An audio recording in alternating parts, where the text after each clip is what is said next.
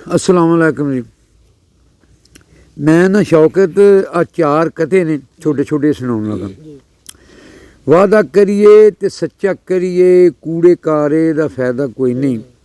जेड़ा सजना दा खून साड़े, उस लारे दा फायदा कोई नहीं। वेले सिर इक्को बोल मिठड़ा ही दिल दे रोगां नूं दूर करदा है। गुजरे वेले तो बाद अनवर कीते चारे दा फायदा कोई नहीं। ते भरम प्यार दा असीं रखदे रहे हां ते हंझूआं नूं पी के भी हसदे रहे हां। पता है अनवर तुसां आउणा कोई नहीं। खुदा जाने क्यों रावां तकदे रहे हां, खुदा जाने क्यों रावां तकदे रहे हां। जिन्हां लई जुस्तजू करिए, जिन्हां दी आरज़ू करिए, जदों हो जाण ਉਹ ਆਪਣੇ ते बन अजाब ਜਾਂਦੇ ने।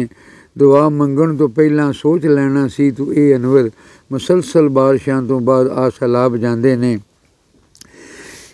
कथा शौकत सुनी, बड़ा चंगा लगदा मैनू।